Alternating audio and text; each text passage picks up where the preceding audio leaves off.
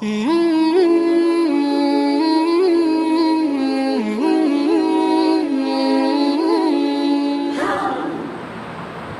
মাস সম্পর্কে আমাদের কাছে সবচেয়ে বেশি প্রসিদ্ধ যে বিষয়টা, সেটা হলো শাহাদাতে কারবালা। আসলে মুহররম মাসটা, আশুরা, এটা কেবলমাত্র কারবালাকে কেন্দ্র করে নয়, বরং আল্লাহ রাব্বুল আলামিন এই মুহররম মাসের 10 তারিখকে বহু স্মৃতির সাথে জড়িয়ে রাখছেন। এই দিন হযরত ইব্রাহিম আলাইহিস সালামের জন্ম হয়েছিল, এই দিনে হযরত ঈসা আলাইহিস সালামের জন্ম হয়েছিল, এই দিনে হযরত নূহ আলাইহিস সালামের নৌকা জুদি নামক পাহাড়ে গিয়ে অবস্থান করছিল, এই দিনে আল্লাহ রাব্বুল আলামিন হযরত মূসা আলাইহিস সালামকে ফেরাউনের কবল থেকে মুক্তি দিয়েছিলেন, এই দিনে আল্লাহ রাব্বুল আলামিন হযরত আদম আলাইহিস সালামকে জান্নাতে রাখছেন। এই দিনটা অনেক স্মৃতি বিজড়িত একটি দিন, কিন্তু আমাদের কাছে মুহররম এবং আশুরা বলতে কেবলমাত্র শাহাদাত কারবালাকে আমরা বুঝি, এবং এই দিনটি নিয়ে অনেকে নানা ধরনের কাজ কর্মে আমরা লিপ্ত থাকি। আসলে হযরত নবী করিম সাল্লাল্লাহু আলাইহি ওয়াসাল্লাম যখন হিজরত করে মদিনায় গেলেন, তো দেখলেন যে ইহুদিরা রোজা রাখতেছে মুহররম মাসের 10 তারিখে। নবী করিম সাল্লাল্লাহু আলাইহি ওয়াসাল্লাম জিজ্ঞেস করলেন, এই দিন তোমাদের রোজা রাখার কারণ কি? তখন ইহুদিরা বলল যে আল্লাহ রাব্বুল আলামিন এই দিনটাতে হযরত মূসা আলাইহিস সালাম এবং বনী ইসরাঈলকে ফেরাউনের কবল থেকে মুক্তি দিয়েছিলেন এবং ফেরাউনকে নদীতে ডুবায় মারছিলেন। ওই শুকরিয়াতে হযরত মূসা আলাইহিস সালাম এই দিন রোজা রাখতেন, বিধায় আমরা রোজা রাখি। তখন নবী করিম সাল্লাল্লাহু আলাইহি ওয়াসাল্লাম বলেন, বেশ ভালো কথা, তোমাদের চেয়ে তো আমি বেশি হকদার মূসাকে অনুসরণ করার ক্ষেত্রে। মূসা আমার ভাই, সুতরাং আমিও এই দিন রোজা রাখব। একদা সাহাবায়ে কেরাম জিজ্ঞেস করলেন, ইয়া রাসূলুল্লাহ, এই দিন তো ইহুদিরা রোজা রাখে, আপনি রাখতেছেন?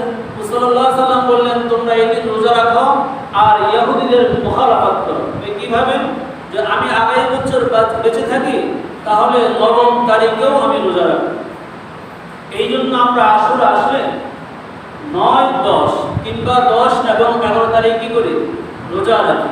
ইসলামে দ্বিতীয় হিজরি শাবান মাসের 10 তারিখে যখন রমজানের রোজা ফরজ হয়েছিল, এর আগ পর্যন্ত আশুরার রোজা ফরজ ছিল।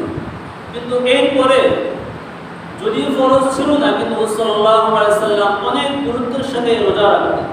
এক হাদিসে আসছে, নবী সাল্লাল্লাহু আলাইহি ওয়াসাল্লাম 4টা জিনিস কখনো ছাড়তেন না। এক হলো আশুরার রোজা, নাম্বার 2 মাসের 3টা আইয়ামে বীজ রোজা, নাম্বার 3 নবী সাল্লাল্লাহু আলাইহি ওয়াসাল্লাম জিলহজ মাসের প্রথম 9 তারিখের রোজা এবং ফজরের নামাজের পূর্বে 2 রাকাত সুন্নাত। এই 4টা কাজ সাল্লাল্লাহু আলাইহি ওয়াসাল্লাম ফরজ ছিল না ঠিক, কিন্তু কখনো ছাড়তেন না। এর ভিতরে আশুরার রোজাটাও ছিল। নবী করিম সাল্লাল্লাহু আলাইহি ওয়াসাল্লাম এই হাদিস সম্পর্কে সুসংবাদ উম্মতকে দিয়েছিলেন যে উম্মত, এই দিন যদি কোনো ব্যক্তি রোজা রাখে, আহতাসিবু আলাল্লাহ আন ইউকাফিরা আস-সানাতাল্লাতী ক্বাবলাহু। নবী করিম সাল্লাল্লাহু আলাইহি ওয়াসাল্লাম বলেন, আমি আশা রাখি, আমি আশাবাদী, কোনো ব্যক্তি যদি এই দিন রোজা রাখে, আল্লাহ রাব্বুল আলামিন তার পূর্বের 1 বছরের সমস্ত গুনাহ মাফ করে দিবেন। সুবহানাল্লাহ। 1 বছরের গুনাহ মাফ হবে আশুরার রোজা রাখার কারণে। এই জন্য 10 তারিখ, 11 তারিখ কিংবা 9 তারিখ, 10 তারিখ এই 2 দিন আমরা রোজা রাখার চেষ্টা করব ইনশাআল্লাহ। পারবো ইনশাআল্লাহ। আগামী শুক্রবার 10 তারিখ পড়ে হয়তো আমরা বৃহস্পতিবার শুক্রবার 2 দিন রোজা রাখলাম, কিংবা শুক্রবার শনিবার রোজা রাখলাম। যেহেতু নবী করিম সাল্লাল্লাহু আলাইহি ওয়াসাল্লাম 9 তারিখের আশা রাখছিলেন যে আমি বেঁচে থাকতে রাখবো, ওই হিসাবে সাল্লাল্লাহু আলাইহি ওয়াসাল্লামের সাথে সম্পর্ক রাখতে গিয়ে আমরা 9 এবং 10 তারিখে রোজা রাখতে পারি। বাকি আশুরাকে কেন্দ্র করে আল্লাহ রাব্বুল আলামিন নবী করিম সাল্লাল্লাহু আলাইহি ওয়াসাল্লামের নাতি হযরত হুসাইনকে কেন্দ্র করে বিশাল এক ঘটনা এই দিনেই ঘটে গিয়েছে, যে বিষয়ে কিঞ্চিত সামান্য আলোচনা করা, শোনা এবং বাস্তবতা বোঝা আমাদের অনেক প্রয়োজন এবং জরুরি। হযরত মুআবিয়া রাদিয়াল্লাহু তাআলা আনহু কাতিব ওহী ছিলেন, ওহীর লেখক ছিলেন। উনি যখন সিংহাসনে ছিলেন, মৃত্যুর আগ মুহূর্তে তিনি চিন্তা করলেন সাবাই যারা শিয়া সম্প্রদায় ইহুদি থেকে তৈরি, এরা রাসূল সাল্লাল্লাহু আলাইহি ওয়াসাল্লামের পরে অনেক উৎপাত সৃষ্টি করছিল। হযরতে উসমান রাদিয়াল্লাহু তাআলা আনহু, হযরত ওমর ফারুক, এমনকি হযরত আলী রাদিয়াল্লাহু ওয়াজহাকে হত্যার ক্ষেত্রে, শহীদ করার ক্ষেত্রে এদের হাত ছিল। প্রশাসনিক দিক দিয়ে, রাজনৈতিক দিক দিয়ে, কলাকৌশলের দিক দিয়ে হযরত মুআবিয়া অনেক দক্ষ এবং সুদক্ষ ছিল। উনি কাজ করেন ওনার ছেলে ইয়াজিদকে সাথে রাখতেন। ওনার ইন্তেকালের আগে উনি মশওয়ারা করলেন, চিন্তা করলেন যে আমার পরে খেলাফতের দায়িত্ব কাকে দেওয়া যায়। আল্লাহ রাসূল সাল্লাল্লাহু আলাইহি ওয়াসাল্লামের অন্যতম একজন সাহাবী, সর্বশেষ সাল্লাল্লাহু আলাইহি ওয়াসাল্লামের সাথে যার দেহ মুবারক লেগেছিল, হযরত মুগীরা ইবনে শুআবা রাদিয়াল্লাহু তাআলা আনহু বললেন যে আপনার ছেলে ইয়াজিদকে দিলে ভালো। উনি প্রথম প্রস্তাব রাখলেন। বিভিন্ন এলাকা থেকে, কুফা, বসরা, বিভিন্ন এলাকায় উনি খবর পাঠাইলেন এবং ইয়াজিদের পক্ষে উনি ভোট পাইলেন এবং ইয়াজিদের পক্ষ থেকে উনি সবাইকে বায়াত করাইলেন। এক পর্যায়ে মক্কাতে খবর পৌঁছলো, যখন মক্কাতে জীবিত হযরত হুসাইন রাদিয়াল্লাহু তাআলা আনহু, হযরত আব্দুল্লাহ ইবনে জুবাইর রাদিয়াল্লাহু তাআলা আনহু, হযরত ইবনে আব্বাস রাদিয়াল্লাহু তাআলা আনহু, বড় বড় সাহাবায়ে কেরাম উপস্থিত ছিলেন। ওনাদের কানে যখন এই আওয়াজ পৌঁছলো যে ইয়াজিদকে পরবর্তী খলিফা বানানোর জন্য, রাজ সিংহাসনে বসানোর জন্য পায়তারা চলতেছে, তখন ওনারা এর বিরুদ্ধে সংগ্রাম করলেন। এক পর্যায়ে ইয়াজিদ এর পক্ষ হয়ে হযরত মুআবিয়া রাদিয়াল্লাহু তাআলা আনহু মক্কায় প্রতিনিধি লোক পাঠাইলেন। আমাদেরকে বোঝানোর চেষ্টা করলেন, ওনারা তার কথাকে মেনে নিলেন না। বরং অনেকে বললেন আমাদের সামনে যতদিন পর্যন্ত হযরত হুসাইন রাদিয়াল্লাহু তাআলা আনহু জীবিত আছেন, উনি খেলাফতের সবচেয়ে বড় হত্যা, এবং ওনারা বায়াত হলেন। এই অমীমাংসিত অবস্থার ভিতরে হযরত মুআবিয়া রাদিয়াল্লাহু তাআলা আনহু ইন্তেকাল হলেন। ওনার ইন্তেকালের আগ মুহূর্তে উনি ইয়াজিদকে ওসিয়ত করে গিয়েছিলেন, ইয়াজিদ শোনো, যদি কখনো তুমি হুসাইনের উপরে জয়যুক্ত হয়ে যাও, যদি তুমি কখনো হুসাইনের উপরে জয়লাভ করে যাও, তবে কখনো তুমি হুসাইনের সাথে অপমানজনক কোনো কাজ করবে না, এটা আমার সাথে তোমার ওয়াদা। কিন্তু হযরত মুআবিয়া রাদিয়াল্লাহু তাআলা আনহু সুনিপুণ এবং সুদক্ষ ভেবে ইয়াজিদকে ক্ষমতা দিয়ে দিলেন। কিন্তু হযরত মুআবিয়া রাদিয়াল্লাহু তাআলা আনহু ইন্তেকালের পরে ইয়াজিদ তার এক প্রতিনিধি মক্কায় প্রেরণ করে মক্কার তৎকালীন গভর্নর হাউসে হযরত হুসাইন, হযরত আব্দুল্লাহ ইবনে জুবাইর রাদিয়াল্লাহু তাআলা আনহুদেরকে তলব করেন। হযরত হুসাইন রাদিয়াল্লাহু তাআলা অনেক বুদ্ধিমান ছিলেন, উনি বুঝে ফেললেন যে তলব করার কারণ কি। উনি বলতেছেন আমার মনে হয় হযরত মুআবিয়া ইন্তেকাল করছেন, আর এটাকে গোপন রেখে আমাদের থেকে বায়াত নিয়ে এরপর সে স্পষ্ট করবেন। উনি বললেন ঠিক আছে তোমরা যাও, আমি আসতেছি। এই কথা বলে আরো কিছু যুবক সমিতি আমরা গভর্নর ভবনে চলে গেলেন। সেখানে ইয়াজিদের পক্ষ থেকে বায়াত নেওয়ার জন্য ওদেরকে জোর চাপ দেওয়া হয়েছিল, কিন্তু ওরা সেটা গ্রহণ করেননি। অবশেষে বাধ্য হয়ে ওরা চলে যান। পরিস্থিতি এভাবেই চলতেছিল। কুফাতে তখন, বুসরায় তখন ইয়াজিদের খেলাফত চলতেছে, অমীমাংসিত অবস্থাতে চলতেছে। কুফার জনগণ, কুফার ব্যবসায়ী, বড় বড় ব্যক্তিরা হযরত হুসাইনের নামে বিভিন্ন চিঠি লিখছে যে আপনি আসেন, আমরা খলিফা হারা, আমরা নেতৃত্ব হারা নেতা, আমাদের নেতৃত্ব দেওয়ার মতো কোনো লোক এই কুফাতে বসরায় নাই, আপনি চলে আসেন কুফাতে। এক করে কোনো রেওয়ায়তে পাওয়া যায় 150 চিঠি ওনার কাছে আসছে। কোনো রেওয়ায়তে পাওয়া যায় 300-এর উপর চিঠি হযরত হুসাইনের কাছে আসছে। এমনকি শুধু চিঠি নয়, অনেক প্রতিনিধি দল পর্যন্ত হযরত হুসাইনের সাথে সাক্ষাৎ করছিল, আপনি কুফায় আসেন, আসলে আমরা আপনাকে সবান্ধবে গ্রহণ করব, আপনার হাতে বায়াত হয়ে আমরা কুফা নগরীকে আপনার হাতে হস্তান্তর করে দেব। হযরত হুসাইন রাদিয়াল্লাহু তাআলা আনহু তাদের সত্যতা যাচাই করার জন্য ওনার চাচাতো ভাই মুসলিম ইবনে আকিল রাদিয়াল্লাহু তাআলা আনহুকে প্রতিনিধি হিসেবে পাঠিয়ে দিলেন এবং বলে দিলেন তুমি যাবে এবং কুফার হালত যদি অনুকূল বুঝো আমাকে চিঠি লিখবে, যদি আমার যাওয়ার মতো অবস্থা থাকে আমাকে জানাই দিবে, আমি যাব, আর যাওয়ার মতো অবস্থা যদি না থাকে তাও তুমি আমাকে জানিয়ে দিবে। হযরত মুসলিম ইবনে আকিল রাদিয়াল্লাহু তাআলা আনহু যখন কুফায় গেলেন, হযরত মুসলিম আকিলকে পেয়ে কুবার লোকেরা খুব খুশি হয়ে গেল। এক পর্যায়ে উনি এক ঘরে আশ্রয় নিলেন, সেখানে ছিলেন। সেখানে থেকেই বিভিন্ন লোকের হাত থেকে বায়াত উনি হযরত হুসাইনের পক্ষ থেকে নিয়ে নিলেন। বহু লোক বায়াত গ্রহণ করলো হযরত মুসলিম আকিলের হাতে। অবস্থা ভালো দেখে উনি চিঠি লিখলেন হযরত হুসাইন রাদিয়াল্লাহু তাআলা আনহুর কাছে যে কুবার লোকেরা আপনাকে খুব আনন্দের সাথে গ্রহণ করবে, আপনি কুবা রওনা হয়ে যেতে পারেন। চিঠি লিখে চিঠি পাঠিয়ে দিলেন। পাঠিয়ে দেওয়ার পরে মোড় ঘুরে গেল। পাঠিয়ে দেওয়ার পরে মোড় ঘুরে গেল।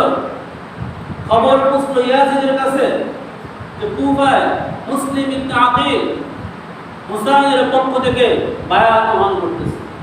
তখন কুবার গভর্নর ছিলেন হযরত নুমান বিন বাশীর রাদিয়াল্লাহু তাআলা আনহু, আল্লাহর রাসূলের একজন সাহাবী।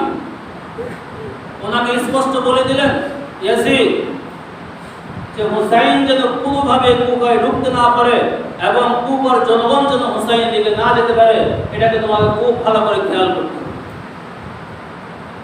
হযরত নুমান বিন বাশীর রাদিয়াল্লাহু তাআলা আনহু উনি অনড় ছিলেন, অটল ছিলেন। একদিকে রাসূল সাল্লাল্লাহু আলাইহি ওয়াসাল্লামের নাতি হুসাইন, আর একদিকে খলিফা বাদশা ইয়াজিদের হুকুম। পরপর চিঠি আসতে থাকলো। এক পর্যায়ে ইয়াজিদ নুমান বিন বাশীরকে বলল, যদি তুমি হুসাইনকে বাধা দিতে না পারো তাহলে আমি উবাইদুল্লাহ ইবনে জিয়াদকে তোমার পরিবর্তে গভর্নর বানিয়ে পাঠাবো। তুমি তোমার সেই দায়িত্বকে উবাইদুল্লাহ ইবনে জিয়াদের হস্তান্তর করে দিবে। এই কথা বলে উবাইদুল্লাহ ইবনে জিয়াদকে কুবার দিকে রওনা করে দিল। যে অবস্থায় উবাইদুল্লাহ ইবনে জিয়াদ বুসরার গভর্নর ছিল। কুবায় যখন রওনা হলো তো মানুষ তো কোনদিন হযরত হুসাইনকে দেখে নাই, উবাইদুল্লাহ ইবনে জিয়াদকে দেখে।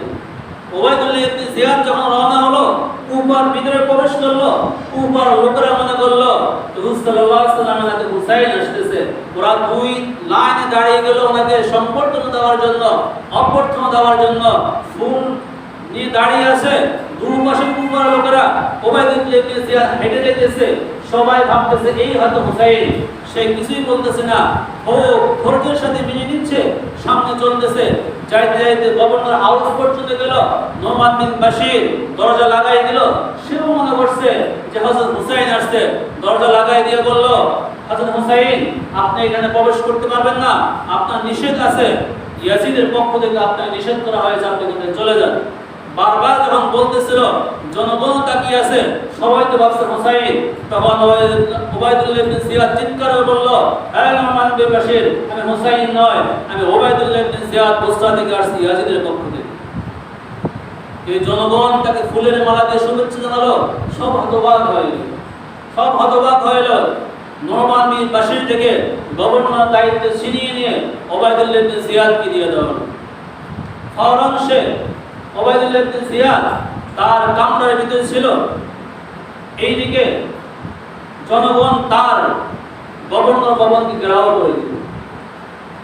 কখনো তারা উবাইদুল্লাহ ইবনে জিয়াদকে এখানে গভর্নর হিসেবে চায় না।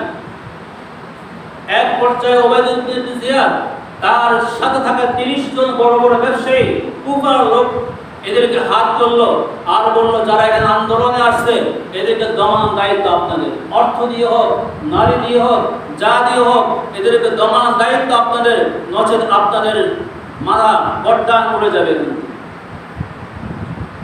অবশেষে তারা লোকদেরকে হাত করে নিল। এক এক করে সব লোক সেখান থেকে সরে গেল। মুসলিম ইবনে আকিল রাদিয়াল্লাহু তাআলা আনহু উনিও সেখানে উপস্থিত ছিলেন। সব সরে যাওয়ার পরে মাত্র 30 জন সৈন্য দেখলেন হযরত মুসলিম আকিলের সাথে, আর সব চলে গেছে। এখন উনি কি করবেন? উনি এই 30 জন লোক নিয়ে রওনা হয়ে গেলেন। পিছনে চলে গেলেন। পিছনে যাইতে যাইতে এক পর্বতমালা পর্যন্ত গেলেন। গিয়ে দেখলেন উনি ছাড়া ওনার সাথে আর একজন লোক নাই, সব গাদ্দারি করে চলে গেল। এবার উনি কোথায় যাবেন? না ঘর আছে, না বাড়ি আছে, না আত্মীয় স্বজন আছে, কিছুই নাই। এইদিকে উবাইদুল্লাহ ইবনে জিয়াদ ঘোষণা করছে যে মুসলিম ইবনে আকিলকে ধরে দিতে পারবে 3000 স্বর্ণ মুদ্রা তাকে উপহার দেওয়া হবে। আর যার ঘরে মুসলিম আকিলকে আশ্রয় হিসাবে পাওয়া যাবে তাকে সহ তার পরিবারস্থ লোকদের গর্দান উড়াই দেওয়া হবে। মুসলিম আকিল এক বৃদ্ধের ঘরে গিয়ে বসলেন, বললেন, মা আমাকে একটু পানি দেন। পানির পিপাসা ছিল, পানি খেলেন। এবার বললেন, আপনি চলে যান এখান থেকে। যাচ্ছেন না, একবার দুইবার তিনবার বলতেছে, আপনি আসলেন, পানি চাইলেন, পানি দিলাম, আপনি যাচ্ছেন না কেন? বললো, মা এখানে আমার কোনো ঘর নাই, আমার কোনো বাড়ি নাই, কিছুই আমার এখানে নাই, আমি হুসাইনের পক্ষ থেকে আসা মুসলিম আকিল, আমাকে একটু আশ্রয় দিলে খুব ভালো হবে। বৃদ্ধা মা আশ্রয় দিল। তার ছেলে, সেও সেই বিদ্রোহীদের মধ্যে একজন ছিল। সে তার ঘরের ভিতরে মুসলিম আকিলকে থাকার কথা জেনে ফেলল। তার মাকে জিজ্ঞেস করলো, মা ভিতরে কে? বারবার বলার পরে মা বলে দিলেন যে মুসলিম আকিল এখানে, তবে কারো কাছে তুমি বলবো না। ছেলে চিন্তা করলো, আমি যদি ইবনে জিয়াদকে সংবাদ দিয়ে দিই তাহলে তো 3000 স্বর্ণ মুদ্রা আমি পেয়ে যাবো, নচেত তো আমাদের গর্দান উড়ে যাবে। এই কথা ভেবে ইবনে জিয়াদের কাছে খবর পৌঁছাই দিল যে মুসলিম ইবনে আকিল আমাদের ঘরে আছে। ওবাইদুল্লাহ ইবনে জিয়াদ 70 জনের একটা কাফেলা পাঠিয়ে দিল মুসলিম ইবনে আকিলের বিপক্ষে। অবশেষে এই 70 জনের সাথে মুসলিম ইবনে আকিল নিজে এককভাবে লড়াই করলেন। এক পর্যায়ে ওনাকে বন্দী করে নিয়ে যাওয়া হলো এবং গভর্নর সাদে উঠায়া সেখানে সরাসরি ইবনে জিয়াদ মুসলিম আকিলের গর্দান উড়াইলেন। প্রতিনিধি ছিলেন হযরত হুসাইন। অপরদিকে হযরত হুসাইনের কাছে চিঠি পৌঁছে গেল যে আপনি কুফায় আসতে পারেন। হযরত হুসাইন রাদিয়াল্লাহু তাআলা আনহু কুফার দিকে রওনা হয়ে গেলেন। ওনার সন্তান হযরত হাসানের সন্তান, ওনার ভাইয়ের সন্তান, মুসলিম আকিলের সন্তান এবং ছোট বাচ্চা জয়নাব, ফাতেমা সহ সবাইকে নিয়ে রওনা হয়েছে।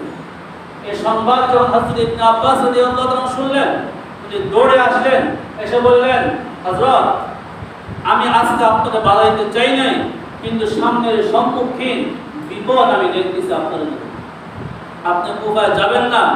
এই কুফার কিছু লোক আপনার বাবা আলীর সাথে গাদ্দারি করছিল, আপনার বাবা আলী সেখানে শাহাদাত বরণ করেছিল, আপনি সেখানে যাবেন না। যে একান্তে আপনি যেতে চান, আপনি কুফার লোকদেরকে বলে দেন, যাদের হাতে তোমাদের আজকের সিংহাসন, তাদের হাত থেকে তোমরা সিংহাসন ছিনিয়ে নিয়ে তাদেরকে এলাকা থেকে তাড়িয়ে দিয়ে যদি পারো তখন আমাকে নাও, আমি তখন যাব। তাদেরকে বসিয়ে রেখে আপনাকে দিবে, সম্পূর্ণ পায়তারা হবে, আপনি কুফার দিকে যাবেন না। হযরত হুসাইন বললেন, না আমি কথা দিয়েছি যাব, আমি যাব। ইবনে আব্বাস বললেন, একান্ত যদি আপনি যেতে চান এই ছোট বাচ্চাদেরকে আপনি নিয়ে যাবেন না, আল্লাহর দোহাই দিয়ে বলছি এদেরকে আপনি রেখে যান, মেয়েদেরকে আপনি রেখে যান, বাচ্চাদেরকে আপনি রেখে যান, আপনি এভাবে যেন। হুসাইন রাদিয়াল্লাহু তাআলা কথা শুনলেন না, উনি রওনা হয়ে গেলেন।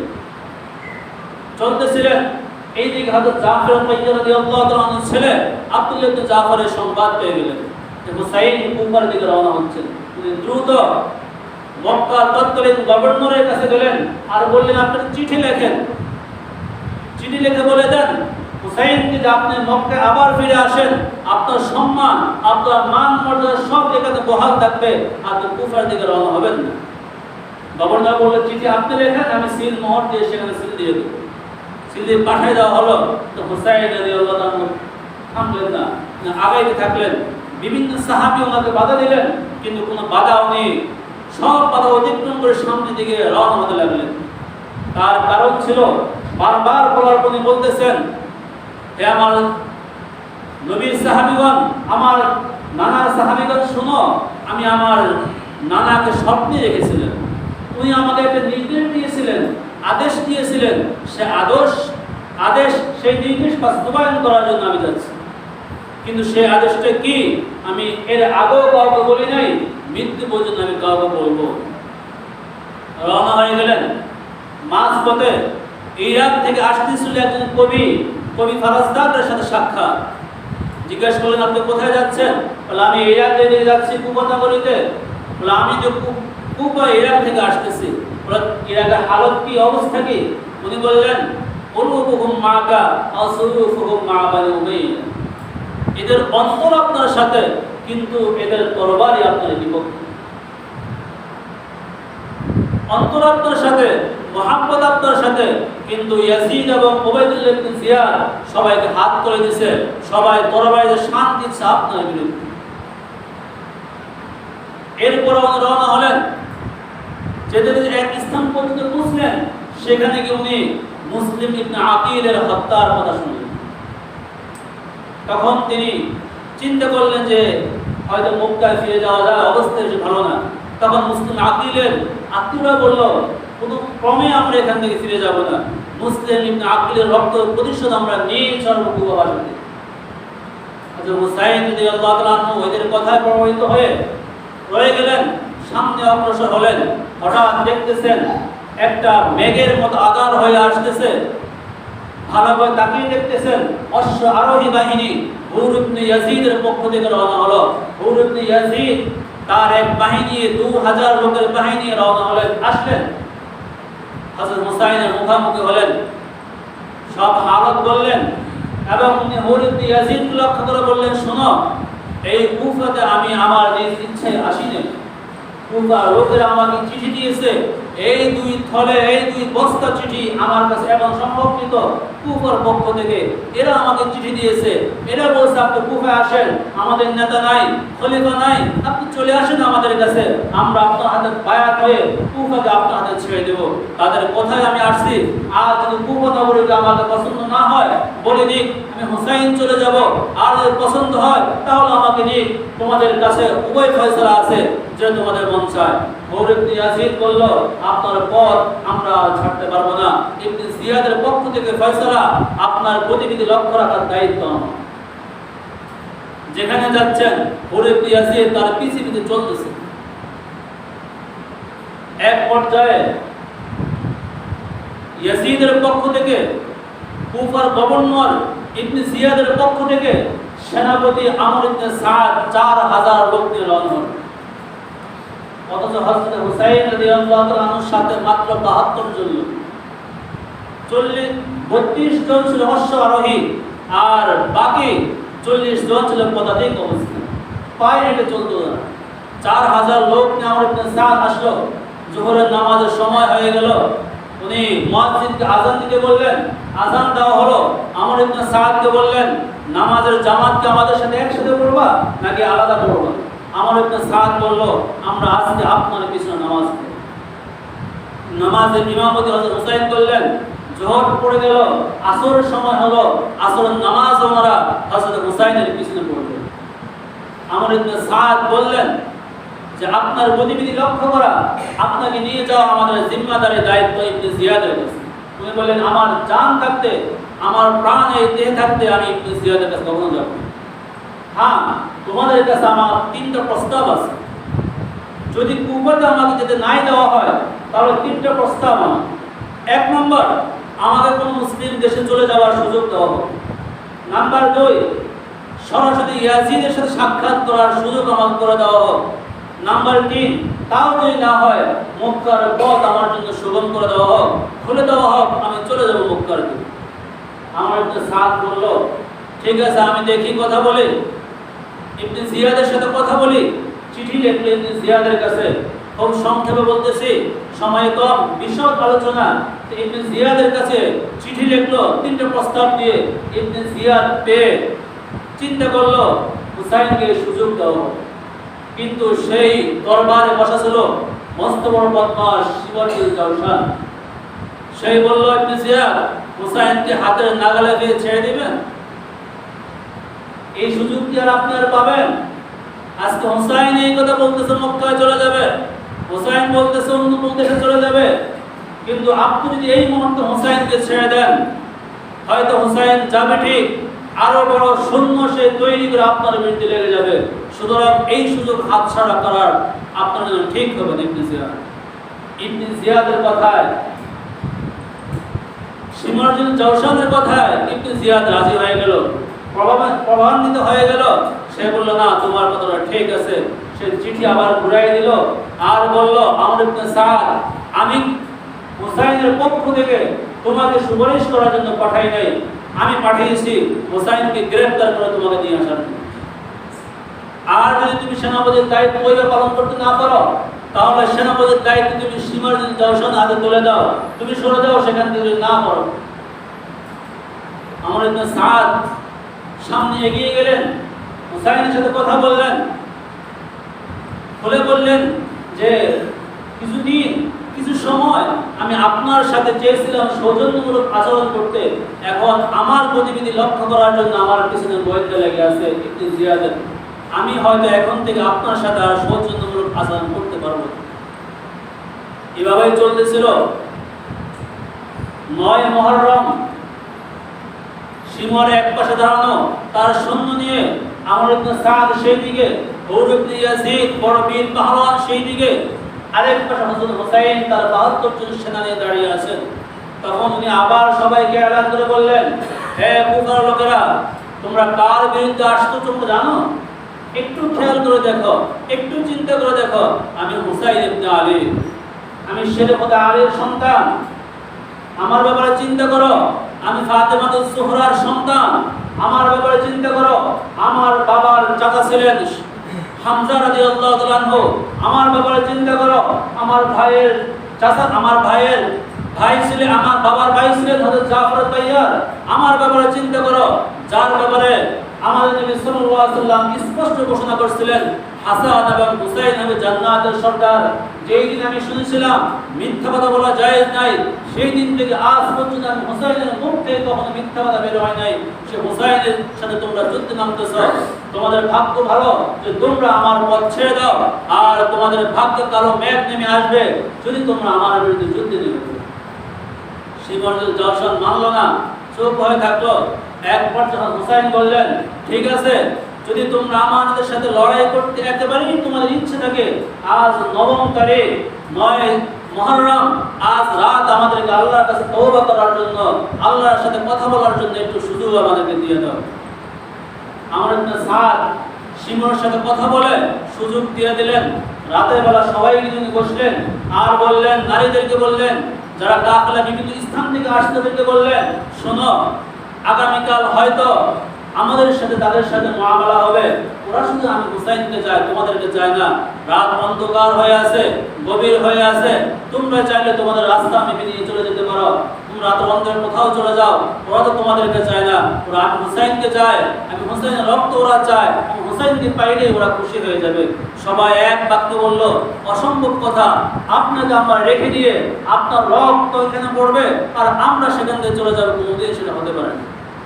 আমরা চলে যাই, আমাদেরকে প্রশ্ন করে, নবীর নাতিকে ময়দানে রেখে আসছো রক্ত ঝরানোর জন্য, তোমরা কিভাবে আসছো সেখানে? আমরা লজ্জায় মুখ দেখাবো কিভাবে? সুতরাং ভাগ্যে যা আছে তাই হবে। শাহাদাতের সূরা আপনি পান করবেন, আমরাও পান করব। হঠাৎ করে হযরত হুসাইন রাদিয়াল্লাহু আনহু জীবনে ভাব আসলো, ঘুম থেকে উঠলেন, লাফ দিয়ে উঠলেন। বোন জয়নাব বলল, ভাই কি হলো? বলে, আমি হালকা ঘুম আসলো, তো আমি নানা জানকে স্বপ্ন দেখছিলাম, রাসূল আরবি সাল্লাল্লাহু আলাইহি ওয়াসাল্লামকে স্বপ্ন দেখছিলাম, আর আমার নানা জান আমাকে বলল, হুসাইন তুমি তো একটু পরেই আমার কাছে চলে আসতেছ, একটু পরেই তুমি আমার কাছে চলে আসতেছো। ওইদিকে মক্কার মরুভূমিতে সাহাবায়ে কেরাম বসা পেরেশান করতেছেন। 10 রাত চলে গেল, সকাল হলো, উভয় পক্ষ সামনাসামনি। ওই পক্ষে যে হুর ইবনে ইয়াজিদ ছিল, সে আস্তে আস্তে হুসাইনের দিকে আগাইল। সবাই সন্দেহ করলে, এত বড় বীর পাহলওয়ান, বুঝলাম না তার কাহিনী কি হচ্ছে। সে হুসাইনের পক্ষে চলে গিয়ে হুসাইনকে বলল যে, আমি আপনার সাথে বেয়াদবি করছিলাম, ওই দিন যদি আমি আপনার পথে বাধা না দিতাম, আজকে এত বড় বিপদের সম্মুখীন আমি হইতাম না, আপনি হইতেন না। সুতরাং আজ সে আর সুযোগ নাই। আমি নিজে অপরাধী, আমার অপরাধ আমি কিভাবে ঢাকবো পাচ্ছি না, কিন্তু আজ আমি আপনার পক্ষে লড়ে সেই শয়তানদেরকে আক্রমণ করে আমি শাহাদাতের সূরা পান করব। আল্লাহ আমাকে মাফ করবে কিনা আপনি বলেন। হুসাইন বললেন, আমি তোমাকে মাফ করলাম, আল্লাহ তোমার তওবা কবুল করুন। এক পর্যায়ে সীমার জওশন তার সৈন্যদেরকে বলল, অপেক্ষা কেন, লড়াই শুরু হয়ে যাক। মল্লযুদ্ধের ডাক দেওয়া হলো, মল্লযুদ্ধ শুরু হয়ে গেল। কিন্তু দেখতেছে যে না, নবীর দহিনরা সৈন্যদের সাথে ওরা মল্লযুদ্ধ বেড়ে উঠতেছে না। তখন তারা চারদিক থেকে আক্রমণের জন্য হুকুম করে দিল। হাজার হাজার সৈন্য ৭২ জনের বিরুদ্ধে লড়ে গেল। এক পর্যায়ে উভয় পক্ষ থেকেই নিহত হচ্ছে। হঠাৎ করে চিৎকার আসলো, হযরত হুসাইন রাদিয়াল্লাহু তাআলা আনহুর ছেলে আকবর শাহাদাত বরণ করল। কিছুক্ষণ পরে আগান হলো, হযরত হাসানের সন্তান শাহাদাত বরণ করলো। এভাবে এক এক করে শাহাদাতের সূরা সবাই পাঠ করতেছিলেন। এক পর্যায়ে হযরত হুসাইন লড়তে লড়তে উনি পিপাসায় কাতর হয়ে গেলেন, ফুরাত নদীর দিকে রওনা হলেন, পানি পান করবেন, কিন্তু বাধা দিয়ে দাঁড়ালো। ফুরাত নদীর দিকে ওনাকে যাওয়ার জন্য হুকুম দেওয়া হলো না, বাধা দিল। আর বললেন যে ফুরাতের পানি শুকুর পর্যন্ত খাইতে পারে, শকুন পর্যন্ত খাইতে পারে, কুকুর পর্যন্ত খাইতে পারে, কিন্তু সেই ফুরাতের পানি হযরত হুসাইনের জন্য দেওয়া হলো না। যারা সেই দিন হযরত হুসাইনকে ফুরাতের পানিতে এক ফোঁটা পানিতে বাধা দিয়েছে, কিয়ামতের মাঠে আল্লাহ রাসূলের সামনে হাউজে কাউসারের পানি এরা পাবে কিভাবে? এই রমণী ফিরে গিয়ে তাবুর দিকে যাবেন, ছোট বাচ্চারা আছে, মেয়েরা আছে, ওদেরকে দেখতে যাবেন, তাও বাধা দেওয়া হলো। এক পর্যায়ে এক এক করে সব শহীদ করে দেওয়া হলো। এবার একমাত্র ময়দানে একক করে দাঁড়িয়ে আছেন হযরত হুসাইন রাদিয়াল্লাহু তাআলা। কেউ সাহস করতেছে না আমাকে আঘাত করতে। কে এই বড় আঘাত করে বড় পাপী হবে? শিবর্জন জংশন বলতেছে হবে থেকে না, শুরু হোক। তীর মারা হলো, বল্লম মারা হলো, চলতেছে হামলা। হুসাইন রাদিয়াল্লাহু তাআলার গায়ে আঘাত করতেছে, উনিও লড়ে যাচ্ছেন। এক পর্যায়ে সিনান নামক এক বদমাশ এসে তীর মারলো, হুসাইনের এক হাত অবশ করে ফেললো। সে যখন পড়ে গেলেন, এবার সিনান চিন্তা করলো এই সুযোগ আর হাতছাড়া করা যাবে না। সিনান বদমাশ নিজ হাতে হযরত হুসাইনের গর্দান আলাদা করে ফেলল, টুকরো টুকরো করে ফেললো, ঘোড়া দিয়ে পুরা কারবালার প্রান্তরকে শেষ করে ফেললো। এরা হযরত হুসাইন বলল, এই প্রান্তরে আমার সন্তানরা, আমার পরিবার যত নির্যাতিত অবস্থায় আছে, আমি জানি না পৃথিবীর কেউ এত নির্যাতিত। যখন এই অবস্থা চলতেছে, ইবনে আব্বাস রাদিয়াল্লাহু তাআলা আনহু স্বপ্নে দেখতেছেন, মক্কা থেকে স্বপ্নে দেখতেছিলেন হুজুর সাল্লাল্লাহু আলাইহি সাল্লাম এক বদলে করে এক বদল রক্ত নিয়ে আসলেন, ধুলা মাখা রাসূলুল্লাহ সাল্লাল্লাহু আলাইহি ওয়াসাল্লামের শরীর। জিজ্ঞেস করলো, আপনি কোথা থেকে আসলেন? বলে, আমার সন্তান, আমার নাতি হুসাইন কারবালার প্রান্তে রক্তাক্ত, আমি মদিনায় কিভাবে শুয়ে থাকি? আমি সেখানে গিয়েছিলাম, আমার সন্তান এসে রক্ত আমি নিয়ে আসলাম। কিয়ামতের মাঠে আমি আল্লাহকে রক্ত দেখাবো, এই রক্ত দেখে আমি বিচার আল্লাহর কাছে যাই। আল্লাহ, যারা হুসাইনের সাথে গাদ্দারি করছিল, রাসূলুল্লাহ সাল্লাল্লাহু আলাইহি ওয়াসাল্লাম বলছিলেন সেই দিন যে আল্লাহ চেয়েছিলেন ওই দিন ওই কারবালার ঘটনাকে কেন্দ্র করে পুরো বিশ্ববাসীকে শেষ করে ফেলবেন, কিন্তু আল্লাহ তাআলা করলেন না। সে চেয়েছিলেন কিন্তু করেন নাই। এক পর্যায়ে হুসাইন রাদিয়াল্লাহু তাআলা আনহুর মস্তক আলাদা করে ফেলা হলো, ৭২টা মাথা একসাথে করা হলো, তাবুর দিকে আলাদা হলো। ছোট বাচ্চা সেখানে ছিল, হুসাইনের বোন জায়নাব ছিল। সীমানুল জাওশান ভিতরে গিয়ে একটা বাচ্চাকে পেল অসুস্থ অবস্থায়, তো বলতেছে ওকেও আর রেখে লাভ কি, তাকে শেষ করে দেন। তখন পাশের কিছু লোক বলল, আমর ইবনে সাদ বলল, এত বাড়া যাবে না, এত বেশি করা যাবে না, বাচ্চার গায়ে হাত দেওয়া যাবে না।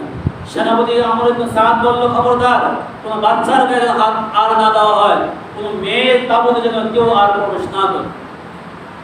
আমর ইবনে সাদ সেনাপতির কথায় সব থেমে গেল এবং ৭২টা মাথা নিয়ে ইবনে জিয়াদের সামনে নিয়ে আনা হলো এবং মহিলা ও বাচ্চাদেরকে নিয়ে রওনা হলো। সবাইকে ইবনে জিয়াদের কাছে নেওয়া হলো। ইবনে জিয়াদের সামনে যখন সমস্ত মাথা নিল, বড় একটা পাতলি ইবনে জিয়াদ হযরত হুসাইনের মাথাকে তাকে আটকে। কত বড় বদমাশ ছিল হুসাইনের ললাট, যেই ললাট রাসূলুল্লাহ সাল্লাল্লাহু আলাইহি ওয়াসাল্লাম বহুবার চুমু দিয়েছিলেন, যেই ললাট রাসূলুল্লাহ সাল্লাল্লাহু আলাইহি ওয়াসাল্লাম বহুবার দিয়ে চুষছিলেন, সেই হুসাইনের ললাটে চাবুক দিয়ে সে এভাবে ছড়ি দিয়ে আঘাত করতেছিল। তখন একজন সাহাবী সেখানে বসা ছিলেন, উনি নিজেকে সংবরণ করতে পারলেন না। উনি বললেন, হে সুমাইয়ার পুত্র ইবনে জিয়াদ, এই ঠোঁট সেই ঠোঁট যেই ঠোঁটে হযরত রাসূল করিম সাল্লাল্লাহু আলাইহি ওয়াসাল্লাম বারবার চুমু দিয়েছিলেন, এই সেই ঠোঁট যেই ঠোঁট রাসূলুল্লাহ সাল্লাল্লাহু আলাইহি ওয়াসাল্লাম খুব আদর করে যত্ন করে দিয়ে চুষছিলেন, সেই ঠোঁটটা তুমি সেই ঠোঁট দিয়ে খেলা করতেছ। ইবনে জিয়াদ তখন বলল, এই পোড়া, যদি মৃত্যু না হতে তোমার গর্দান আমি এখনই উড়াই দিতাম। পাষণ্ড ছিল সেই ইবনে জিয়াদ, ওনার নাক নিয়ে খেলা করছিল আর বলতেছে এই যে খুব সুন্দর, এই নাকটা অনেক প্রশংসা হয়, এই কপালটা অনেক প্রশংসা হয়, এই বলে সে খেলতেছিল। এক পর্যায়ে ইবনে জিয়াদ হুসাইনের মাথা সহ সব মাথাগুলোকে ইয়াজিদের কাছে পাঠায়। ইয়াজিদের সামনে যখন তাকে সমস্ত মাথা রাখা হলো, হযরত হুসাইনের মাথা রাখা হলো, হযরত ইয়াজিদ এই পরিমাণ কাঁদলেন যে নিজের ঘরের লোক মারা গেল এই পরিমাণ কাঁদে না। উনি বললেন, সুমাইয়ার পুত্র ইবনে জিয়াদের প্রতি আল্লাহর গজব নাযিল হোক, তাকে তো আমি হুসাইনের সাথে এত বড় গাদ্দারি করতে বলি। আমি তো বলছিলাম শুধু হুসাইনকে আমার কাছে নিয়ে আসার জন্য। ওই মাথাকে সে হাত থেকে বলতেছে, এ হুসাইন, আমি যদি সেই ময়দানে থাকতাম তোমার সাথে এই ব্যবহার কোনোদিন হইতো না, আমি তোমার সাথে এই ব্যবহার কোনোদিন করতাম না। আর সবাইকে বলছিলেন, তোমরা তো নমনীয়তা ভাব করে আমাকে সন্তুষ্ট করতে পারতে, তোমরা ভাবছিলে হুসাইনের মাথা নিয়ে আমার কাছে আসবে আর আমি তোমাদেরকে পুরস্কৃত করব। না না না, কেউ পুরস্কার পাওয়ার যোগ্য নয়, আল্লাহ তোমাদের সবাইকে ধ্বংস করবে। তো এই সামান্য হযরত হুসাইন রাদিয়াল্লাহু তাআলা কিঞ্চিত আলোচনা, এখান থেকে আমাদের যেটা অনুমান হয়, হযরত হুসাইন রাদিয়াল্লাহু তাআলা হকের পক্ষে ছিলেন, বাতিলের বিপক্ষে লড়ে গিয়েছিলেন। ওনার জানা ছিল ইয়াজিদ খেলাফতের দায়িত্ব সঠিকভাবে পালন করার যোগ্যতা তার ছিল না, এই জন্যই উনি সামনে অগ্রসর হয়েছিল। এখান থেকে আর বিষয় আমরা স্পষ্ট করি, যারা হযরত হুসাইনের সাথে গাদ্দারি করছিল তাদের পরিণতি কিন্তু বেশি ভালো হয়নি। যে ইবনে জিয়াদ হযরত হুসাইনকে হত্যার সুযোগ করে দিয়েছিলেন, যে সিনান নিজ হাতে হযরত হুসাইনকে হত্যা করেছিলেন, হত্যা করার সাথে সাথে সিনান পাগল হয়ে গেছে, হত্যা করার সাথে সাথে পাগল হয়ে গেল। আর ইবনে জিয়াদের হালত কি হলো? একজন তাবী বলতেছেন যে আমি আমার বাবাকে শুনলাম, কাসিম ইবনে হালাবী রাহিমাহুল্লাহ তাআলা, তিনি স্বপ্নে দেখতেছেন যে একটা কালো রঙের কুকুর সে পিপাসায় কাতরাচ্ছে, জিহ্বা বের হয়ে গেল, বুক পর্যন্ত জিহ্বা বের হয়ে যাচ্ছে। তো আমি পানি নিয়ে সামনে অগ্রসর হচ্ছি, তাকে পানি পান করাবো।